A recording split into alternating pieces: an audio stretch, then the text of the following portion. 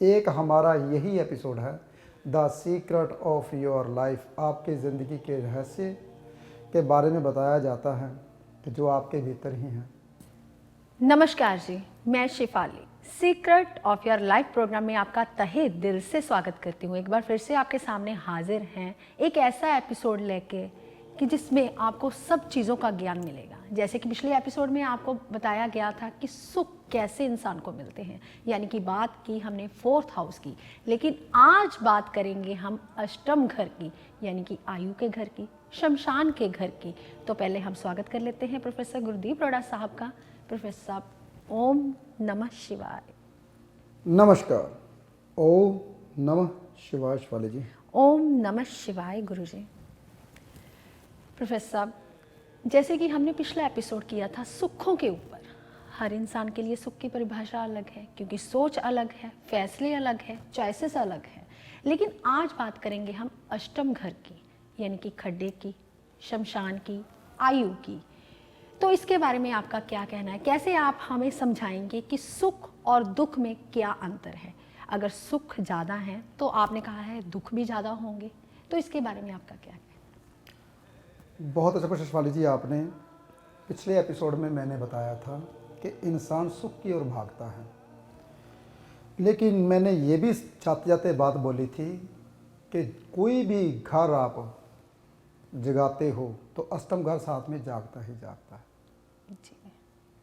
किसी भी घर को, मान लीजिए पहले घर की बात करूं, अगर पहला घर आपका सुख आराम से रहने लगोगे, एफर्ट नहीं करोगे, उठोगे नहीं, तो अष्टम घर जाग जाएगा। अष्टम घर कैसे जाग जाएगा भाई?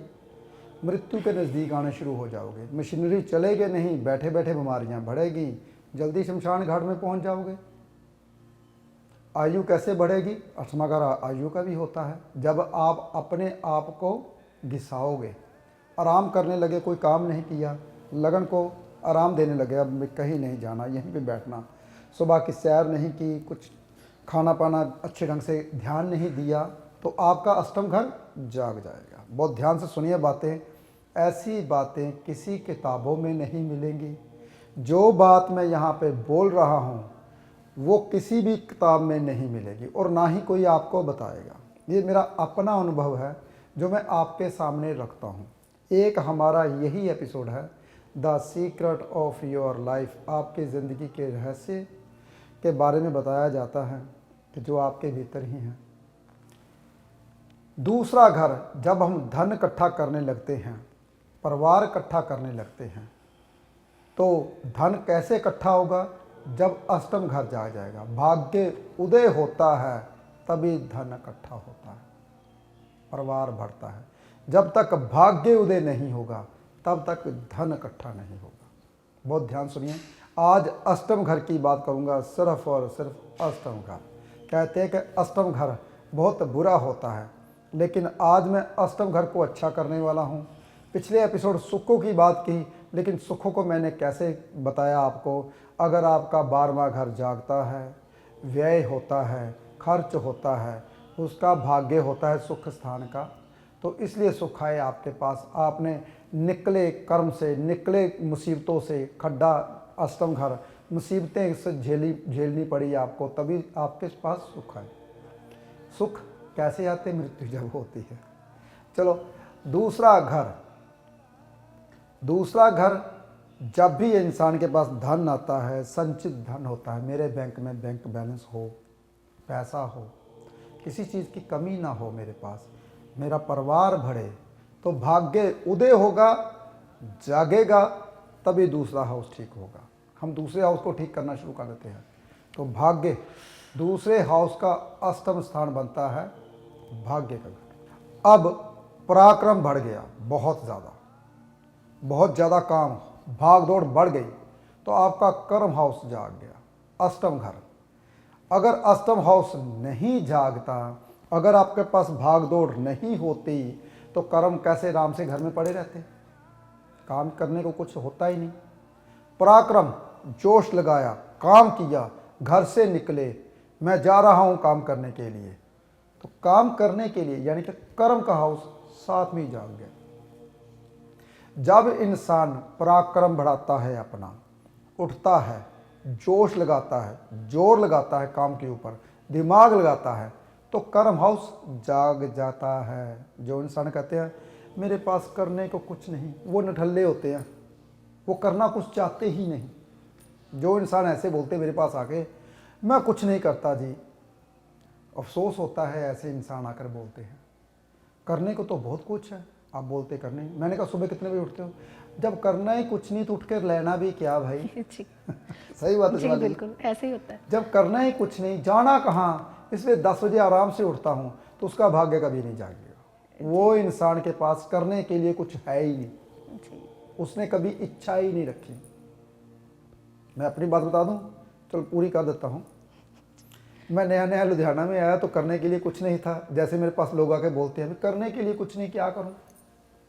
घर से तो मैं निकल गया भाई, तो परिवार को लेकर आया था, करने के लिए कुछ नहीं था, लेकिन वही रूटीन थी मेरी सुबह उठने की। सूर्य उदय से पहले उठना, सैर पे जाना, वहाँ ने नज़दीक पार्क लिया, सुबह उठा, फिर सुबह सुबह रेडी होकर 8 बजे घर से। कहते कहाँ जा रहे हो? बस मैंने कहा मैं अपना कर्म करने जा रहा हूँ भाई, मैं तो अपना कर्म करूँगा, कुछ ना कुछ करने के लिए कुछ ना कुछ तो मिलेगा। इंसान कर्म करने के लिए जा रहा था, एक दुकानदार मिला, उसके पास बैठ गया, उसके साथ बातें शुरू हो गई। जान पहचान बनानी थी भी, पहले नया नया आया था 2005 में, तो सीखना था बहुत कुछ, नया बड़ा शहर था, सीखने के लिए बहुत कुछ सीखना था। तो सीखा, कामयाब हो गया। करने को भी कुछ नहीं था, एक भी इंसान नहीं जानता था, स्वाय नानकों के। नानके बुजुर्ग हो चुके थे, तो वो कहते कुछ कर ले लक्की, तो करने के लिए तो मैं चला जाता था, निकने मेरा लक्की था। तो इसलिए जो इंसान सुबह जल्दी उठता है, जो इंसान कहता है मेरे करने के लिए कुछ नहीं, तो मैं भी तो घर से निकला था, ऐसे ही जाके किसी दुकान के पास बैठने लगा, फिर धीरे धीरे उसके साथ काम कराने लगा। कहता है यार तू बंदा बहुत अच्छा, तू ये काम कर ले, तो साथ में कहना। मैंने कहा स्टडी करने के लिए आता हूँ, स्टडी के साथ साथ मैंने ये काम किया और कामयाब हो गया। क्यों? क्योंकि करने के लिए कुछ था। जी बिल्कुल। प्रोफेसर साहब, यहाँ पे मुझे बानी की एक तुक याद आई। कहते हैं कि करतूत पशु की मानस जात, लोग परचारा करे दिन रात। प्रोफेसर साहब, इंसान को ही क्यों कहना पड़ता है कि तू इंसान बन जा? कभी गधे को कहना पड़ता है तू गधा बन जा, घोड़े को कहना पड़ता है तू घोड़ा बन जा, लेकिन एक इंसान ही है जिसे हम अपने बच्चों को भी कहते हैं कि उठ कुछ काम कर, ये चीज़ ऐसे सेटिंग नहीं करनी, ऐसे करनी है। ये सिर्फ इंसान को ही क्यों कहना पड़ता है ऐसे? शिवाली जी, इंसान के पास दिमाग है। जी बिल्कुल। जो दिमाग चारों तरफ भागता है, जी करने के लिए बहुत कुछ होता है, करना लेकिन नहीं चाहता। करना नहीं चाहता जी इंसान। जैसे कि तीसरे घर की मैंने बात की, अब चौथे घर की बात करता हूँ, जो मैंने पिछले एपिसोड में की थी। सुख, मेरे पास सुख आ जाए, सुख आएगा तो आय बढ़ेगी। अरे भाई आय बढ़ेगी तभी मकान कोठी के सुख मिलेंगे, अगर आय नहीं होगी तो सुख कैसे मिलेंगे भाई? देखिए, चौथे घर अगर आप जगाते हो तो साथ में अष्टम घर भी जागता है, यानी कि आपका अष्टम घर जाग गया, आय बढ़ गई, भाई बहन आपके साथ, चाचे ताए साथ हो गए, बड़ा भाई आपके साथ हो गया, सुख बढ़ गए। लेकिन चाचे ताए शरीक भी होते हैं कई दफ़ा, तो वो जो कमाया कहते हैं इनको कैसे मिल गया, मेरे हिस्से में आता था। बड़ा भाई कहता है इसको कैसे सुख मिल गया, इसको कुछ नहीं मिलना अब आज के बाद मेरे हिस्से, ऐसे भी होता है। तो 11वां घर जाग जाता है। ऐसे ही जब पंचम घर औलाद होती है, स्टडी करते हैं, पंचम घर जाग गया तो 12वां घर जाग जाता है। अब बोलोगे औलाद हो गई, 12वां घर, खर्चे बढ़ गए। अब बच्चे के लिए पहले कमरा चाहिए, पहले तो झूला चाहिए झुलाने के लिए, तो खर्चे बढ़ गए भाई। बच्चा आया, खर्चे बढ़ गए, 12वां घर जाग गया, बच्चा आ गया आपके घर में, पंचम घर, तो खर्चे बढ़ गए। एक फिर बाद में थोड़ा बड़ा हुआ, कमरा अलग से बना के दिया, फिर थोड़ा बड़ा हुआ, फिर पढ़ाई करने के लिए विदेश भेजना पड़ा, फिर बीवी आई, साथ में रसोई बना के दी, मकान बना के देना पड़ा। पंचम घर जागा तो 12वां घर भी जाग जाएगा। अष्टम घर, पंचम का अष्टम कौन बनता है? 12वां घर। अब छठा हाउस, छठा हाउस जाग गया, रोग आ गए, ऋण आ गए, शत्रु आ गए। किसको आ गए? लगन को, लगन को आ गए, खुद को, खुद को आ गए भाई। रोग और ऋण और शत्रु किसको आएंगे? खुद को ही आएंगे। अष्टम घर तो यही बनता है छठे हाउस का। इसलिए जब भी कोई घर जागेगा, जब भी कोई आपके पास होगा, अष्टम घर जाग जाएगा साथ में। इस बात का खास ध्यान देना है जितने भी ज्योतिषी मेरा प्रोग्राम सुन रहे हैं। कहते हैं कि ये तो मेरे साथ हुआ नहीं था, मैं तो काम कर रहा था, कर्म कर रहा था, तो मेरे बच्चे के साथ नुकसान कैसे हो गया? अष्टम घर जाग गया। कर्म करने से बीवी आएगी तभी तो बच्चा पैदा होगा, बच्चा बड़ा आएगा। तो इसलिए जब भी आपका छठा हाउस जागेगा, आपके रोग बढ़ेंगे, तो लगन को, आपके शरीर को दुख मिलेगा। इसलिए पहले से भागना शुरू कर दो, आयु बढ़ जाएगी। लगन अगर शरीर को दौड़ाओगे तो अष्टम घर जाग जाएगा, आयु बढ़ जाएगी, खड्डे आएंगे बहुत। और खड्डों के ऊपर से कैसे निकलना है आपने, ये आपको कौन सा घर बताएगा? बहुत आसान तीसरा घर बताएगा कैसे निकलना है। घरों के बारे में जब तक आप अच्छे ढंग से नहीं जानोगे, ज्योतिष का ABCD नहीं जानते आप।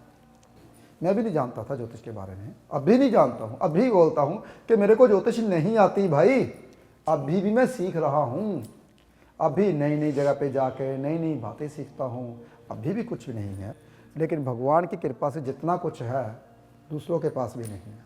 चलो, अब सप्तम घर, सप्तम घर होता है वाइफ का।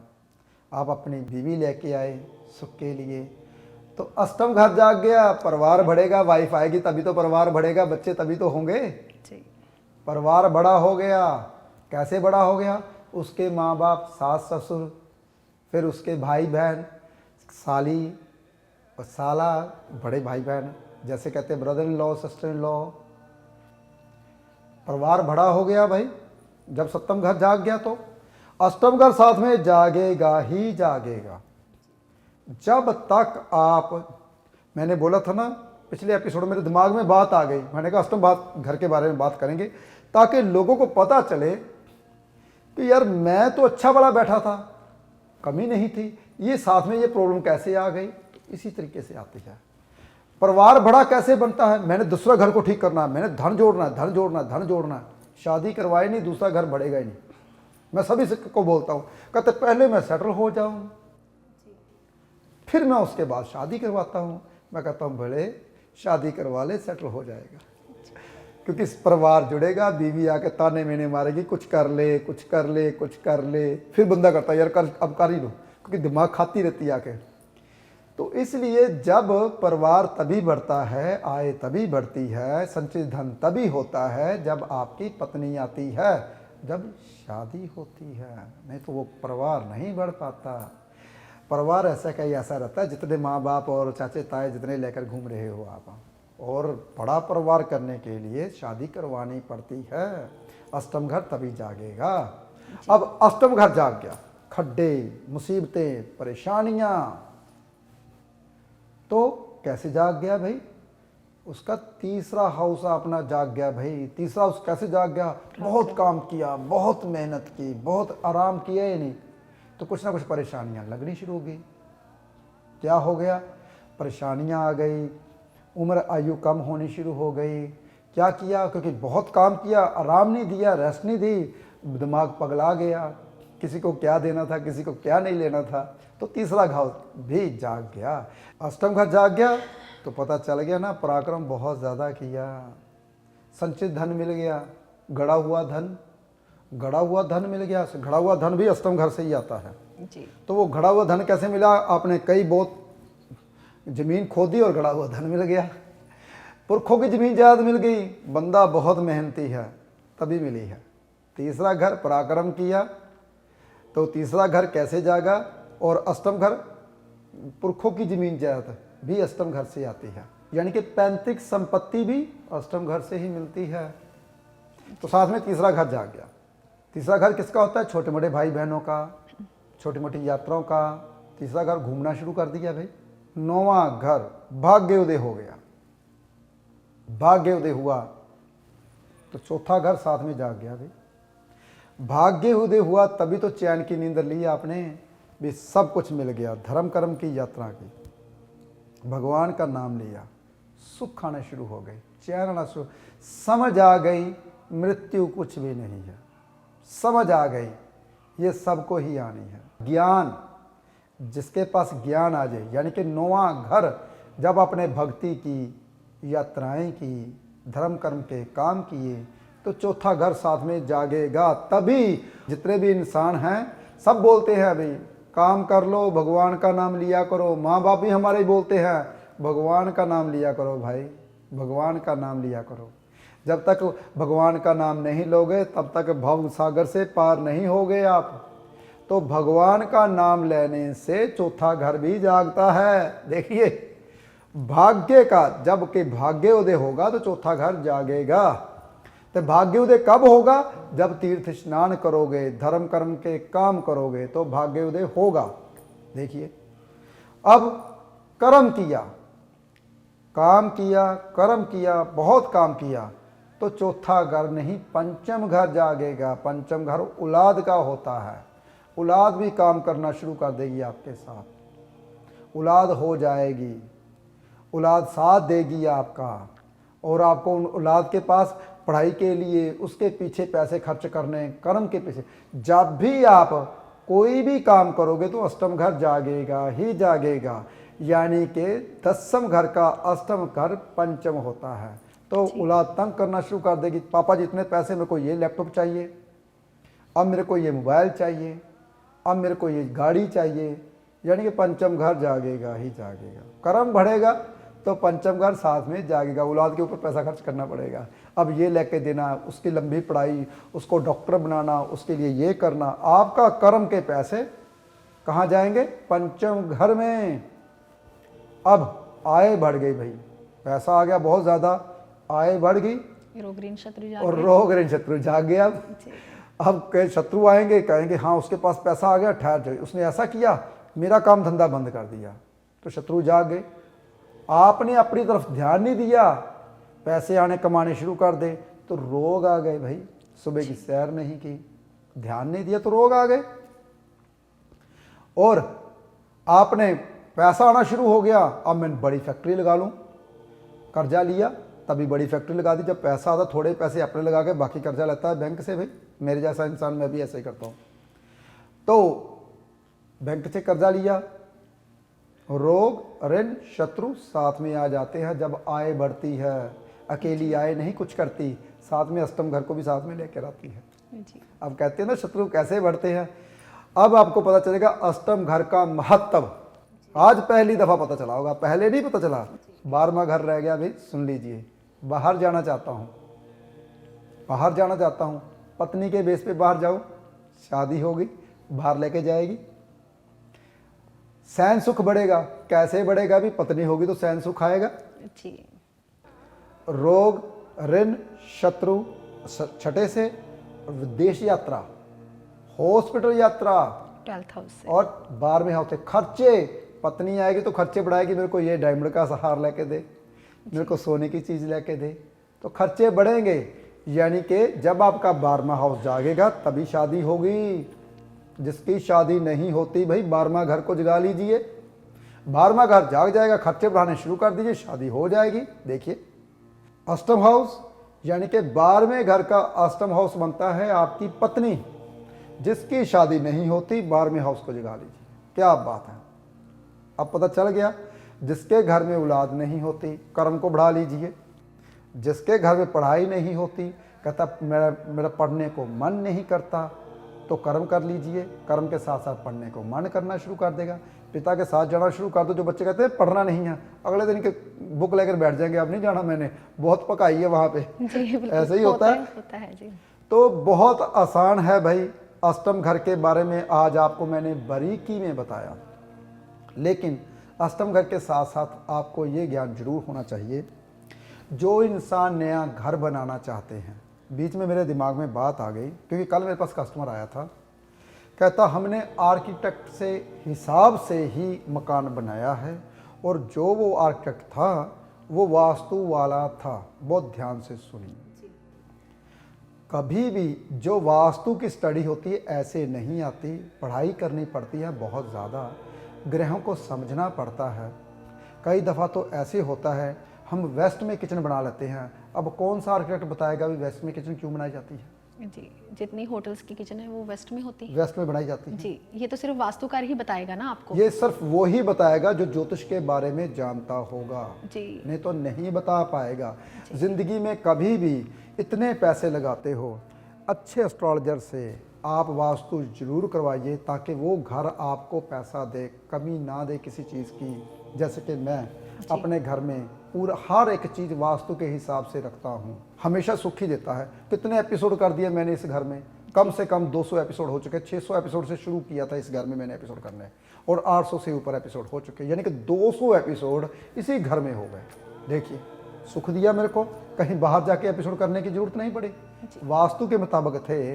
बोले शंकर जी पीछे आशीर्वाद दे रहे हैं।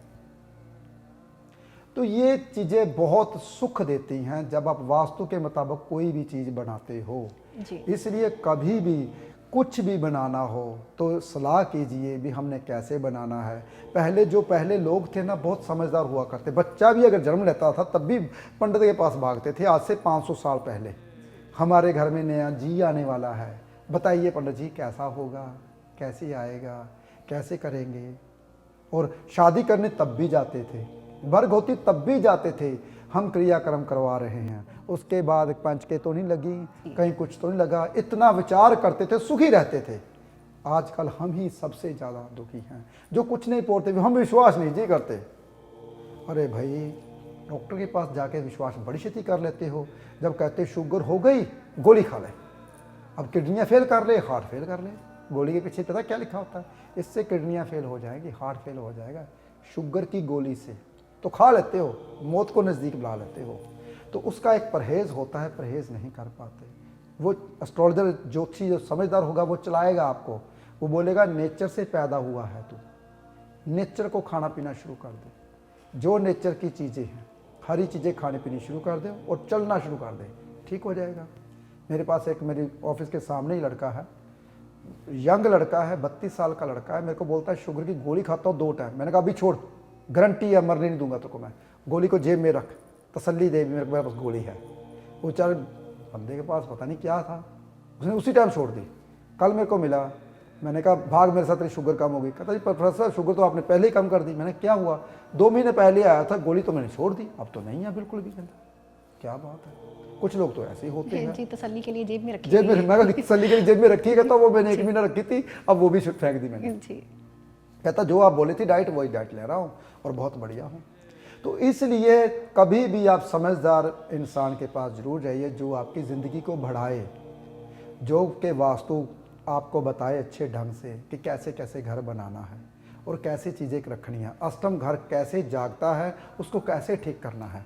अष्टम घर को जिसने ठीक कर लिया तो समझ लीजिए आपने बिल्कुल पूरी लाइफ ठीक कर ली। तो अष्टम घर को ठीक करने के लिए 800 ग्राम उड़द की दाल शमशान घाट के मंदिर में दे के आइए शनिवार के दिन, तो अष्टम घर आपका ठीक रहेगा। पैतृक संपत्ति नहीं मिलती तो मिल जाएगी।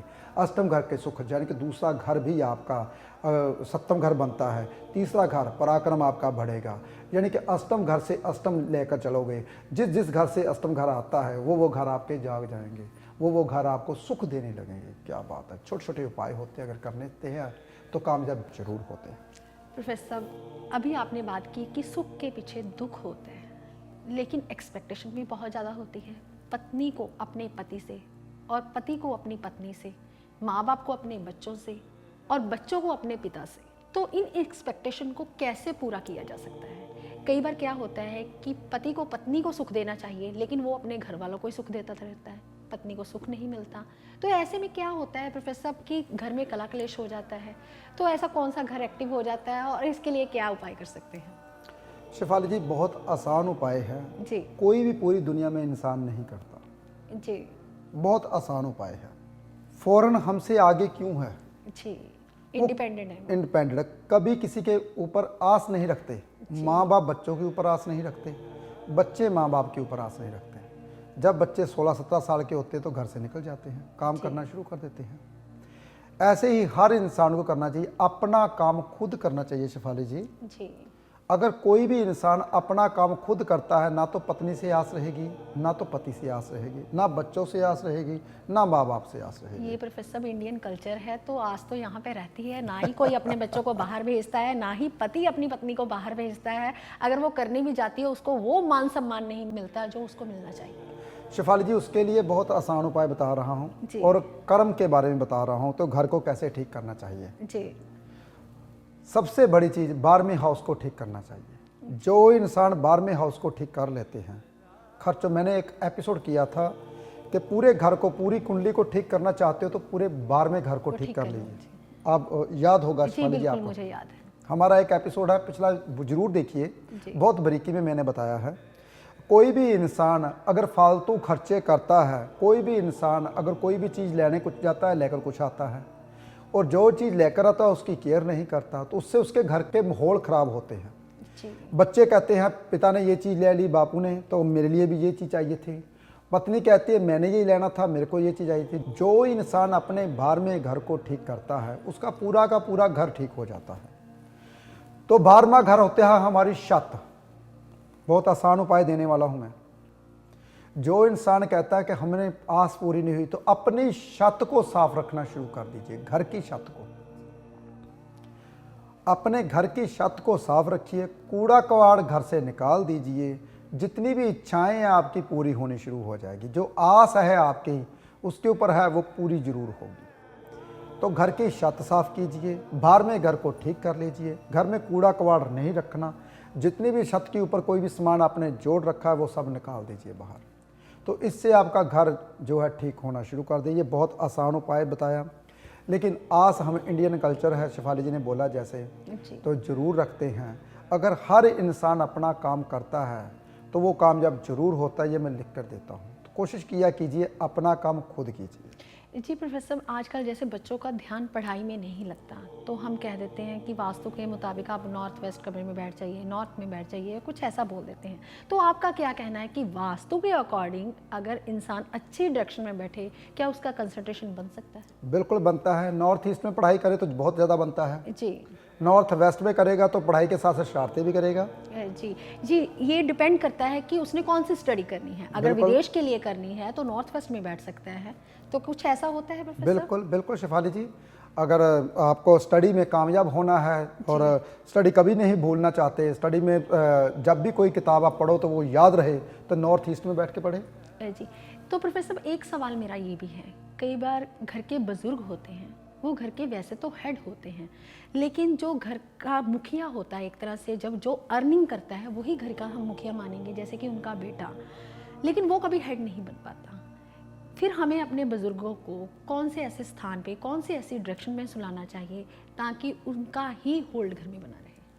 बुजुर्गों का अगर होल्ड बनाना चाहते हो तो साउथ वेस्ट में बढ़ाइए, नहीं तो जितने भी बुजुर्ग होते हैं उनको नॉर्थ ईस्ट में सुलाना चाहिए, उनके कमरे में, ना कि भगवान का नाम लें। सिर्फ और सिर्फ उनके पास ज्ञान आए और हमको ज्ञान दे। बुजुर्गों को हमेशा नॉर्थ ईस्ट में सुलाना चाहिए। कौन से बुजुर्ग? जो 70-80 साल से ऊपर हैं उनको। जो अभी तक यंग हैं, भाई 60 साल तक तो यंग होते थे पहले, आजकल तो 60 साल में बुजुर्ग बता देते हैं लोग। जी। तो क्योंकि आधी उम्र 60 साल तक होती, तो इसलिए आप अगर 60 साल से नीचे नीचे तो साउथ वेस्ट में सुला सकते हो। प्रोफेसर साहब, आज आपने और भी अच्छा ज्ञान दिया हमें। तो कहते हैं कि अगर ज्ञान जरूरी है तो ध्यान भी जरूरी है, और सही और सच्ची सलाह भी हमें ज़रूरी है। तो एक ही मात्र एपिसोड है the secret of your life. ये आपको ज्ञान भी देता है, आपका ध्यान भी लगाता है, और आपको सही और सच्ची सलाह भी देता है। अगर आपने हमारे चैनल को अभी तक लाइक नहीं किया तो हमारे चैनल को लाइक कीजिए, और वीडियो अच्छी लगे तो ज़्यादा से ज़्यादा लोगों तक वीडियो को शेयर कीजिए। तो हम जल्द ही अगले एपिसोड में मिलेंगे। फिलहाल आज के लिए इतना ही। ओम नमः शिवाय।